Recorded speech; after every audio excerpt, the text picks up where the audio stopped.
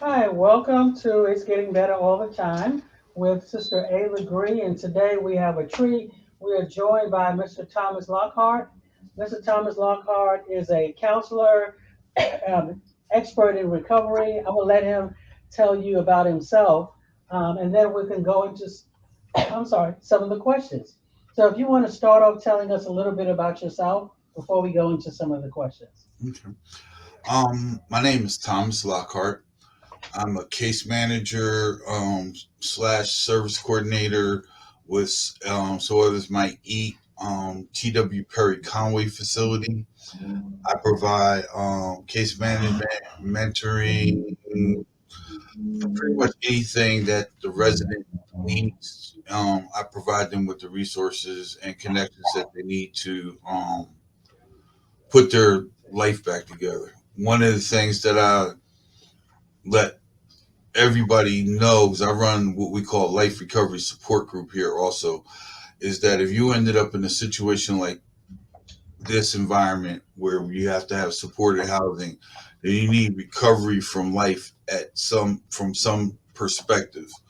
One of the qualifications to live in our type of housing is that you have to be formally homeless in any avenue, whether that's couch surfing, shelter, street homeless, uh, been in a nursing rehab, coming out of rehab, coming out of treatment, right? The number one criteria is to have been homeless, and we try to address the endemic and systemic problems that create homelessness. I grew up in Jersey and New York. I've been on my own since I was 17, and most of the things that our residents have experienced, I have experienced too. Okay. All right. I want to kind of get into that. Um, if you can maybe sit back a little bit because we Oh, don't see you. sorry. Okay, no problem. Okay. Now, one of the things I like what you said something, about life back together. And you and I were talking earlier, you were saying that you will have almost 18 years clean and sober. Yes. So, how did you get your life back together and what has that been like as you come upon your 18 years? So, I have had 4 years, 2 years, 9 years in the recovery process prior to this round. Um, what I had to do was first become broken and admit that I didn't know what I was doing with my life. You know, I had to become humble enough to allow somebody to teach me and guide me. Like one of the 12 step foundations is sponsorship, right? Previously to this round, I was never willing to listen to anybody. You know, this time around, I took some suggestions. And the other thing was faith. You have to know when God's working in your life. You know, I spent 6 months homeless in Philadelphia. Um, for about 4 months of that, I was living in an alley. And one day I said, okay, you win, I quit. My exact words were, okay, you win, I quit. I make myself that acceptable, presentable sacrifice. You either teach me how to transform and renew my mind or take me and kill me. And 2 hours later, a 21-year-old kid walked into alley, told me how God delivered him from underneath the bridge, and my life hasn't been the same since. So I also believe in divine intervention. Hmm. So Okay. So when you're talking about the recovery process, what has been the hardest part? I know you talked about having to give up, but when you think about, I'm sorry, triggers, or you think about challenges or thoughts that would make you decide to go back, what has kept you going, and what advice would you give to people? okay, can I touch the 12 steps real quick? Yes, please. So in any sort form of 12-step recovery, there are these first three principles. One, I admitted that I was powerless over my addiction and my life became unmanageable. Whether that addiction be food, sex, drugs, alcohol, money spending, whatever, right? But in this day and age, and especially for my generation, I don't exactly agree with that concept. Was it uncontrollable? Yes. Were the streets unmanageable? No, because if not, I'd be dead, especially where I come from. So I had to first try to figure out what was it that made me unmanageable. And it had nothing to do with drugs and alcohol. Because of the trauma that I've been through since I was a little kid, because of the molestation, because of um, the molestation by both males and females over extended periods of time at three different points in my life. Being light skinned during the Black Power generation, being ostracized by black folks, white folks, Spanish folks. I just didn't fit anybody's categories. And like, and having to fight all the time, being put out on my own, feeling unwanted, unloved, at 17 years old was a major contributing factor to why my life was unmanageable. And I realized that I had these long before I ever picked up a drink or a drug, or I had never picked them up to begin with. Healthy people with healthy hearts, minds, and souls don't go decide to become addicts. For me, the feeling of acceptance by the addicted community, right, was something that I fell in love with. So for me, I had to figure out what my unmanageability was, because our second step says a power greater than myself helped restore me to sanity. Well, if my thought process comes out of my unmanageability and everything I know is insane, why would I listen to me? And I had to realize, and I'm a minister, so like I had to realize that the power greater than myself and my higher power were two totally separate things. And I've been a knucklehead most of my life, and have been on the criminal side of things, and I had 4 cases for selling drugs in Philadelphia. And while I was in prison, I was teaching group on the second step in the program in there, and I realized that the sum total of the knowledge I possessed in my head had me sitting where I was at. And that I realized that that didn't have to do with God, because I had an inability to listen to people, which is why I kept going bang, why I kept relapsing, why I kept going in and out of the system, why I was always in somebody's emergency room or a program or shelter. And let me add this: bad relationships. You know, I had to take everything I know and throw it out the window and become willing to listen to somebody. And so power greater than me became anybody who could effectively help me make a better decision than I was capable of making by myself. And like I used you as an example, Arnetta, when I used to work at VOA. Listen, this is my boss, and she has a right to hire or fire me. When she told me to go park my behind in that office and do my notes and not to leave, that's a power greater than me, helping me straighten out my mess. So like my higher power, who I choose to call God, is who I bow down to, who I trust to put the people in my life to help guide me. And this for me was foundational, because the inventors of the step process all come out of the Oxford Foundation, which is a faith-based organization. And their life didn't become unmanageable until they lost all their money in the Great Depression. My life comes from abuse. My life comes from trauma, and those things need to be healed in order for a person to have a successful recovery. And it don't have to be completely healed, but if I have low self-esteem, low self-worth, negative self-image, and my answers are, I know what I'm doing, I got this. Who you think you're talking to? Don't tell me what to do, and I'm grown. And I keep going in a cycle of jail cells, emergency rooms, shelters, street corners, programs, and bad relationships. Maybe I need to throw everything I know out the window and become willing to have somebody show me a different way to live. So, like for me, the hardest temptation was always money, and not necessarily um, having money, but um, panicking when I had less than $500 and wanted to turn to street skills. which eventually would lead me back down different roads. And the other thing was, um, since 2017, I haven't had an inordinate amount of people who I love and care about pass away. And when my daughter died in 2017, it was only the support of the people that I had in recovery who kept me sane.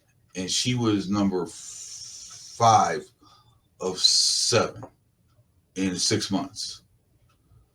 So I rely on my fellowships. I rely on the people I consider my mentors. I do have a sponsor who, when I really need to be vulnerable, that I can talk to. But I also recognize that I get my own best help is when I participate in my own recovery. I'm gonna say this as a conclusion to the question.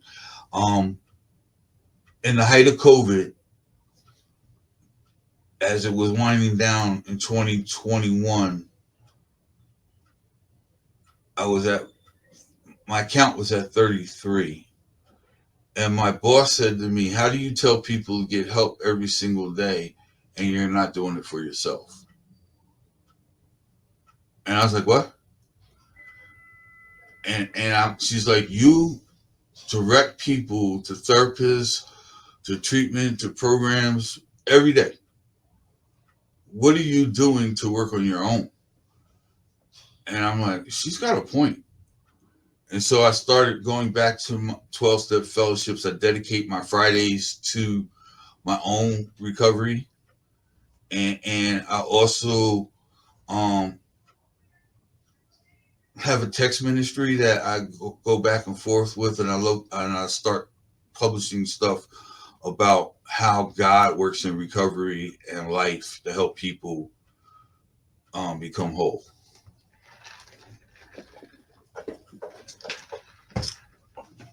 I hope that answered your question. It does, but can you talk more about participating in your own recovery? What does that mean? What does that look like? So for me, participating in my own recovery is, I heard a quote in by the pastor of First Baptist of Glenarden, when they were on Tasha Cobb's album. And he said, if you want a life of freedom, how do you expect to have that if you're not willing to change the things that you do? And I was like, wow. Because to participate in my own recovery, I have to be willing to change the way I think. I have to be willing to first not lean on my own understanding. You know, um, if I say I have a God of my understanding, then why don't I act like it? You know, going to the definition of faith, faith comes by hearing and hearing of the word of God. But the very next sentence says, and how can a person hear unless he have a preacher? But in Greek, that's teacher. So like for me to participate in my own recovery, I have to be willing to be taught. I have to be willing to listen. I have to be willing to process advice. And if 2 or more people tell me that I shouldn't do something, I need to at least weigh the options of what they're saying to me before I make a decision to act. Plus, I go to meetings.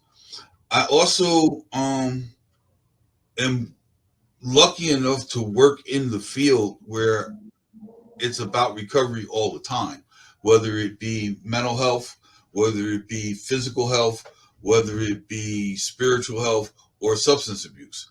So it gives me an opportunity to see the realities of what's not working in people's lives so that I don't end up tripping over the same rock.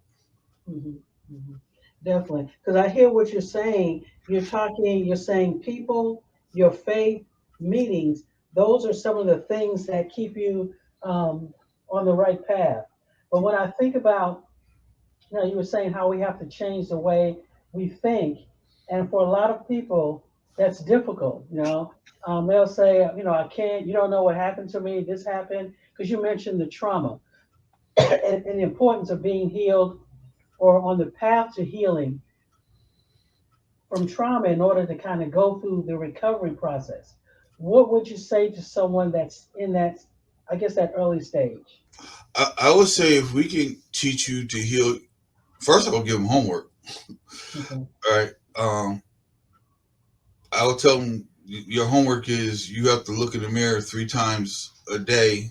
Your phone, black screen, whatever you can get a reflection from. You have to look yourself in the eyes and say, I love me, or name. I love myself, Thomas, and I'm going to be the man or woman that I choose to be.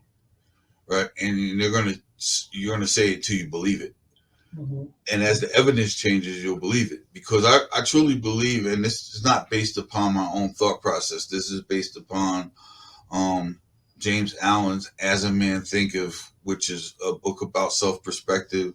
It's 90 pages long. He was a professor at Oxford in the 1800s, and I think this book was published in 1898. It's and paperback is 90 pages. If you print it out, it's 21 pages. Most powerful book I've ever read in my life, and it's based on the proverb, "As a man thinketh in his heart, so he is." But it's not a religious or spiritual book. It's about self perception. If I perceive myself as being negative, if I perceive myself as being a nobody, if I perceive myself as going to be a convict for the rest of my life, or a person in abuse, then that's what I'm going to believe.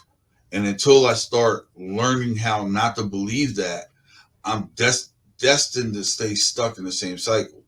And I believe if you can heal a person's self esteem, self worth, and self image, they'll never get high again, or they'll never slide into mental health challenges again as long as they continue to do the work it takes to get better. And all of this requires work. It means showing up, it means making support groups. Doesn't have to be NA or AA. It could be smart recovery. It could be saving ourselves. It could be therapy. It could be IOP. It could be any form of help that helps me help myself. And I have to have the willingness to do it, because if I don't have the willingness, everybody's wasting their time. Right, right, definitely. So that leads me to my next point here. Let's just say I am a person, I am homeless, I'm dealing with past trauma, history of jail. What would you say to me? Do you want out? Hmm. Like I, I, I was all of that. Right. Like, to close out that part of my story. Like, I had 4 inches of hair, 2 black eyes. My left cheek was one raw patch of skin. I had got jumped. I hadn't shaved in 3 weeks. I hadn't had a shower in probably the same amount of time. I was dirty. I stank. But again, this 21-year-old kid, he made a simple offer. He said, "I can help you get out the street if you want." And my thing I used to tell people was there was nothing that I could do to get out of the street. That I was, because I had walked away from the ministry and I had to suffer under God's wrath until I figured out what He wanted me to learn. I can't. There's nothing I can do to make this transition. And they'd be like, "You're crazy," and I'd be like, "No, read Romans 2." And this kid came to me and he offered me a way out. And in the end, I said, "Yeah." He was like, "Just like that." I said, "But I told you my story. I ain't asked you to help me. You came to me." And so, first, the willingness to do something different, right? Recognizing that there's an opportunity there. Like, I had a guy standing in front of Wawa downtown here in DC tell me that God would tell him when it's time. And I said, "Well, dude, I'm a minister. How do you know God's not telling you it's your time?" He was like, "Huh?" I'm like, "How do you know that it's not your time when all these other people walk past you and I have been you?" And I'm telling you that I have an opportunity for you to get out if you want to get out, but you have to want to get out. Mhm, mhm. And I think that's the big part is many family members, friends, we will try to encourage our loved one. We will set up, treatment meetings, but until they want to, it's kind of it's difficult. What would you say to a loved one or family member? There is the belief that we should let them hit rock bottom, and then there's the other belief that we shouldn't. Where do you fall in with that, or is it that black and white? It's not black and white. Hmm. And each person in each situation is different, right? Um, my rock bottoms always kept getting deeper. So also, I will say this: I had my getting out of that lifestyle and that environment had nothing to do with wanting to stop using drugs. It had to do with not wanting to go back to jail. It also had to do with wanting to rebuild my relationship with my daughter and my grandchildren because like she wasn't speaking to me. And I but I didn't know that she had cancer. So part of my recovery walk is making a promise to her is that I will be there for her. That when she woke up coming out of surgery, the first face she would see would be mine. I couldn't do that if I was still using. So Hmm. like I don't care what the motivation is as long as somebody has some motivation because you never know what one word, what one experience, one thought that a person may have that may or somebody may say to them that may trigger them to pick up their blanket and walk. Because if that kid hadn't come to me, I would not have picked up my blanket. I would still be there, and nor would I have been willing to not willing. I wouldn't have been willing to use that blanket as a testimony to the power of change and transition and what God can do for a person. Because it's our duty to show people how we got out. Same thing is a recovery principle with the 12th step, to pass carry his message along. Um, and in this city, which of 750,000 people, there's only two detoxes in this whole city for a city that has a huge addiction problem. And like, so it takes people to be willing to talk to people in the street to give them alternatives other than trying to fit into the system. The city only has one, two, three, four residential treatment centers in the whole city, and one of those isn't actually in D.C. It's in West Virginia, but it's owned by the agency I work for. Right. And I think right where the point there is that all across the country that there's a shortage of treatment programs. So for us as individuals, it's important that we continue to keep talking, that we continue to show a light or to show resources, because you never know when that Right. person will make a change. Is that what you're saying, or? I used to go after I got out of the street. I used to go back downtown in Philadelphia and talk to the people who were homeless, and I started setting up recovery houses to be able to accept people to just come in. And I can remember being under Suburban Station talking to some kids who were there to feed the people, and I told them, I said, "Listen, don't ever. If you're going to see the same faces over and over again, but if it's in your heart to continue in this kind of ministry, you can't stop because you don't know what one word you may say, what instance they may have, or one thing that may trigger them to do something different, right?" And they're like, "Well, how do you know that?" I said, "Because I was them, and it was a young kid like you who triggered me to do something different.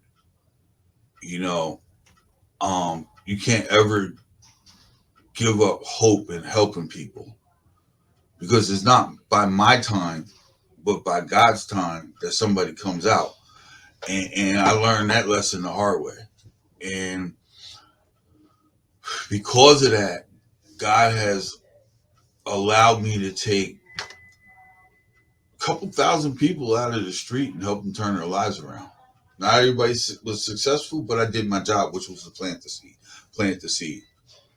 And like through, um, I don't ever turn my phone off, and I talk to everybody. And I tell people all the time, like, how do I sound to say this without, how do I go past a guy standing in front of 7-Eleven without at least asking them if they want something to eat? I'm not going to give them money, but I buy them food, because that gives me an opportunity to witness to them about having been them. So I don't ever give up on an individual. I got people actively getting high in my building right now. One of them I just told today, I said, my fear for you is that we're going to come in here and find you dead. And sometimes you have to be that raw. And I would advise family members, as much as it hurts, you have to find a balance in what you think is help and what you think is support and what you think is enabling somebody. Sometimes you have to lead the horse to water and force the drink down their throat. And sometimes you have to let them get so thirsty to the point where they don't have any other choice but to drink the water. You know, there's so many different pathways, and I honestly believe that spiritual health is just as important to a person's recovery as physical health is. Because if my body hurts, if the physical pain that runs through my system on a daily basis is going to make me seek relief. And if I have a strong spiritual foundation, that relief may come in my belief. Like, I don't care how you call the God of your understanding. I just hope you have one, right? If you're a Muslim, to be on your deen. If you're Hebrew, to be in the synagogue, to be Christian, to be Christian, you know, follow the tenets of Christianity. Buddha, same thing. You know, I believe that we as human beings need to have our spirits restored on a regular basis in order for us to continue to push forward. You know, I read a book called Purpose Driven Life, and I had no idea what the purpose of my life was at the time that I started reading that book.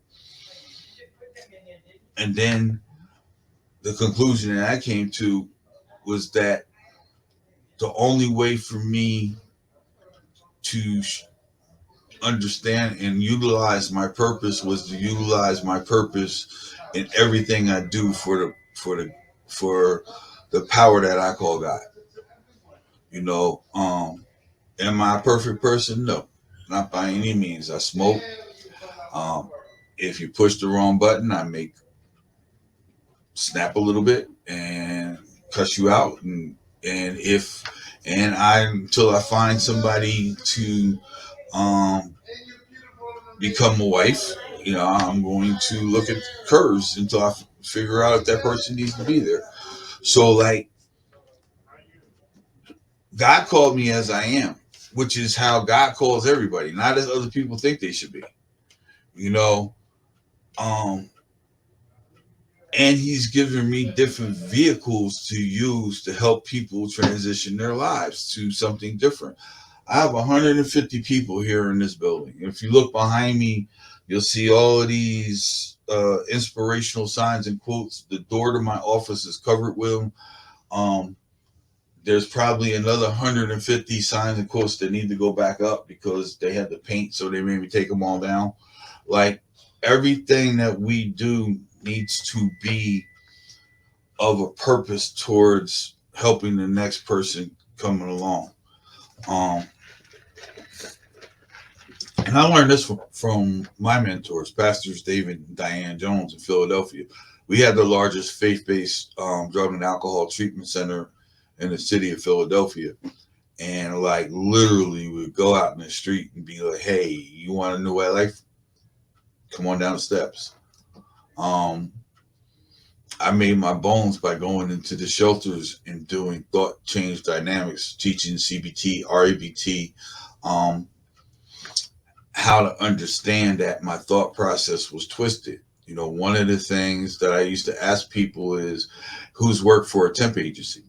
And they were like, how much did they pay you? Oh, $8 an hour. Oh, really? Are you worth that? Well, that's what they paid me. Yeah, but are you worth that? Because they don't believe that you're worth that.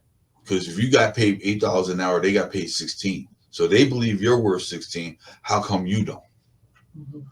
You know, so like trying to teach people to see from a different perspective. But if all I ever known was pain, and pain is something I'm used to, I'm going to revert to that used to rather than deal with the pain of change.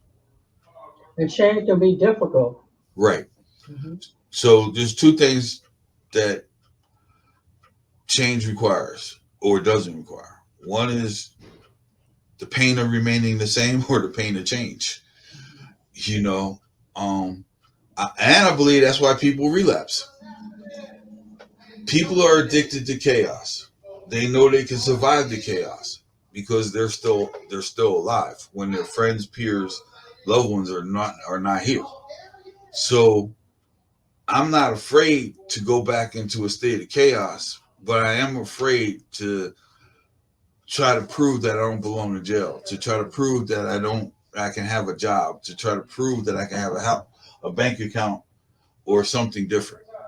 Mhm. I think you're a witness that drug treatment works.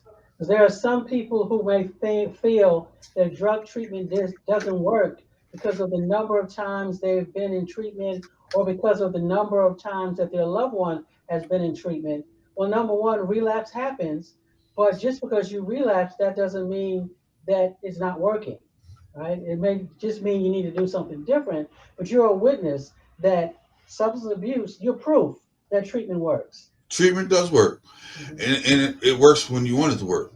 Mhm. You know, um, I don't care if you got reservations about falling backwards, but if I stay in the treatment, I get an opportunity to build on the tools that I need to become successful in my recovery.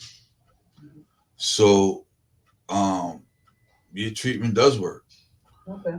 and, and I just think that the person has to make a commitment to doing something different. Right, definitely. So as we prepare to close out, I'll let you have the last words because I know you have to go. So whatever you want to say as we close out. Okay, for one, I want to say thank you, Arnetta, for having me on. I really, truly appreciate and love you. You are a person that I consider to be a mentor. Also, um, I love the recovery environment down here. It is so strong, and I believe that if the effort is put into helping save people, people will be saved. If it's not put into helping save people, it's the system is going to continue to produce the people that allow the system to get paid for whatever it is that they're trying to get paid for. And I believe that there's no such thing as throwaway people. I believe that the person sleeping on the park bench is just as important as the person sleeping in the Ritz Carlton. You know, so I will continue to do my part and continue to partnership with other agencies to bring in supportive services for my people. And recovery is holistic, mind, body, spiritual. You can't fix one without fixing the others. So encourage your people to go to the doctor, get a therapist, follow their faith, and take care of their body as well as stay abstinent from any chemical substances. So Okay. thank you Sounds so much. good. Thank you so very much. You have a great day. You too.